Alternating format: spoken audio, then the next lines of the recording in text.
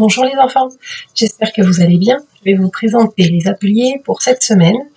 Donc je le répète, mais comme d'habitude, je vous laisse d'abord faire la date, c'est la première chose qu'on fait sur le petit calendrier, et puis on écrit la date sur une ardoise, sur une feuille, sur ce que vous voulez, mais on s'entraîne à écrire un petit peu tous les jours. Donc on va faire un petit peu de phonologie, on va travailler les sons, on va revenir sur les rimes, c'est-à-dire les sons qu'on entend à la fin des mots. Donc pour ça, je vais vous mettre en pièce jointe un petit jeu, un jeu avec des animaux. Donc là, il y a le kangourou, le lapin,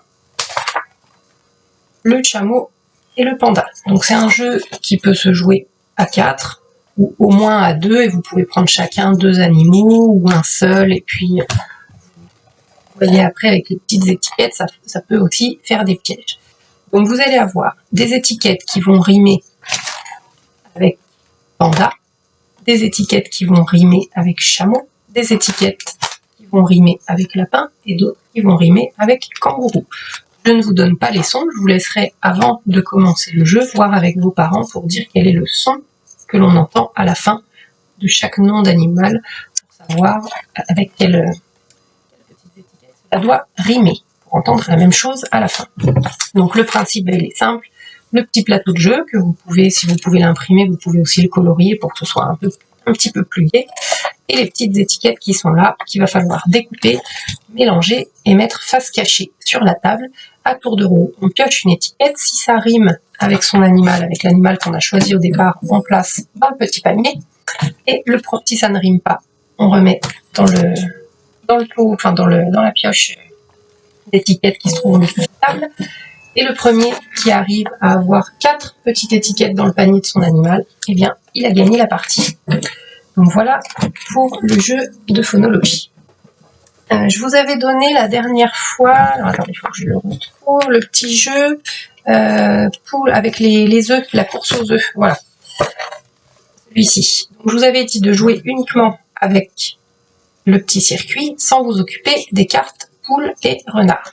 Et maintenant, on va reprendre ce jeu en s'occupant des cartes poules et renards. Donc la dernière fois, il fallait lancer le dé, avancer.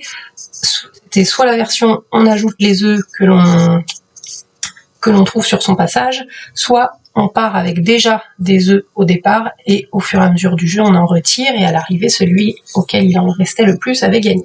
Donc cette fois-ci vous allez avoir besoin de découper les petites cartes poules renards ou de dessiner, vous prenez des petits bouts de papier, vous mettez des poules, des renards, ou vous choisissez une couleur qui va représenter les poules, une couleur qui représentera les renards. Il va en falloir 10 de chaque, donc 10 cartes poules et 10 cartes renards. Donc là toujours des petits pions, toujours des pions pour pouvoir positionner son joueur sur la case du départ, un dé et des petites perles ou des petits Lego ou des petits objets qui vont représenter les œufs. Donc au départ, chaque joueur va avoir 5 œufs dans son panier. On va lancer le dé, on va avancer, et quand vous allez tomber sur une case avec des œufs, vous allez devoir tirer une carte. Donc les cartes poules et renards, elles vont être face cachée sur la table, mélangées. Donc vous lancez votre dé, vous avancez, si vous tombez sur une case qui contient des œufs, vous piochez une carte. Si votre carte est une carte poule, vous allez prendre dans le bac qui contient les perles ou les Lego ou ce que vous avez choisi pour représenter les œufs. Donc si vous piochez une carte poule, vous allez prendre la quantité représentée sur la case. En revanche, si vous tombez sur une case renard, vous allez devoir retirer de votre panier les œufs, la quantité qui est représentée sur la case. Bon, je répète. Vous avez votre pion, vous avez les cartes avec les poules et les renards qui sont face cachée et mélangées au milieu de la table. Vous avez un bol ou quelque chose avec des petites perles pour représenter les œufs, et chaque joueur a au départ 5 œufs devant lui. On lance le dé, on avance. Si je tombe sur cette case-là, par exemple, il y a un œuf dessus, je pioche une carte. Si je tombe sur une carte renard, j'enlève un œuf de ce que j'avais au départ et je le mets dans le bac qui contient tous les autres œufs. Et si je tombe sur une carte qui représente une poule, en revanche, là je prends un œuf dans le pot commun que j'ajoute aux 5 que j'avais au départ. J'espère que vous avez. Donc voilà, dans cette partie, on va travailler à la fois l'ajout et le retrait. On ajoute quand on tombe sur une poule, on retire quand on tombe sur un renard. C'est un cumul des deux parties, vous faisiez des deux règles que vous aviez auparavant. Je vous mets également une fiche. Alors, attendez que je la retrouve aussi. Où est-ce qu'elle est? Elle est là. Une petite fiche assez simple pour travailler la lecture des chiffres jusqu'à 10. Donc, à vous de reconnaître ces chiffres-là et de colorier la quantité que ça représente. Vous avez des petits fruits à côté, vous devez colorier la quantité qui est indiquée en chiffres ici. Je vous mets également en pièce jointe des fiches pour travailler l'écriture des chiffres. Donc vous avez du 0 jusqu'au 9. Vous vous entraînez sur les fiches. Il y a la petite flèche sur les petites flèches en fait à chaque fois sur le chiffre pour vous indiquer le sens du tracé, le sens de l'écriture. Donc respectez bien ce sens-là pour bien vous habituer à tracer dans le bon sens.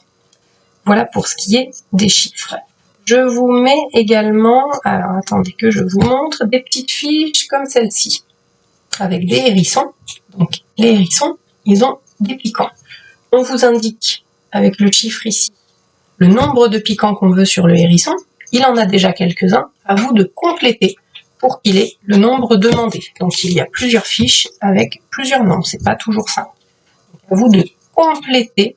On veut qu'à la fin, le hérisson, il ait 5 piquants. Donc il faut tenir compte des piquants qu'il a déjà sur son dos. Je vous cherche également autre chose que je voulais vous faire faire. Alors il faut que je le retrouve encore. Voilà. Donc je vais vous demander de faire un petit travail de graphisme. Vous allez découper des bandes de couleurs sur du papier de couleur si vous en avez. Et vous allez les coller sur une feuille blanche. Donc vous voyez que les bandes de couleurs, là, bleu, rouge, jaune et verte, bien sûr, elles peuvent se croiser, se superposer.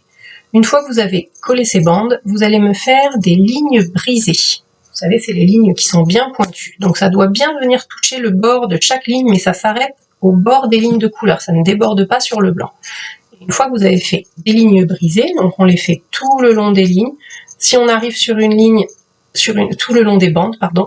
Si on arrive sur une autre bande, on s'arrête et on reprend de l'autre côté. Et une fois que vous avez fait ces belles lignes brisées bien pointues, que ce soit en haut et en bas, il faut que ce soit bien pointu, que ça pique. Et dans tous les espaces blancs qui va rester sur la feuille, vous allez choisir un graphisme avec les banques de graphismes que je vous avais envoyées en pièce jointe. Donc vous choisissez un graphisme différent dans chaque espace. Donc là, par exemple, vous avez un soleil. Enfin, le graphisme choisi, c'est le soleil. Donc, on a représenté plusieurs soleils dans cet espace. Dans cet espace, c'est des spirales. Donc, on a des spirales dans cet espace. On change de graphisme dans chaque espace, mais on reproduit le même graphisme plusieurs fois. Donc, voilà pour l'entraînement graphique. Bien entendu, vous pouvez, au contraire, vous devez continuer à faire des jeux de numération, des jeux de phonologie pour jouer avec les syllabes. Donc ça, je le redis à chaque fois, mais voilà, c'est des choses que je vous remets pas forcément en pièce jointe puisque j'ai déjà envoyé. Donc vous pouvez reprendre tous ces jeux-là. On fait, on refait, on s'entraîne. C'est comme ça que les choses après sont bien mémorisées et bien ancrées. Je vous souhaite une belle semaine. Si vous avez besoin d'aide ou des questions, n'hésitez pas. Et j'attends de vos nouvelles. À bientôt. Bisous.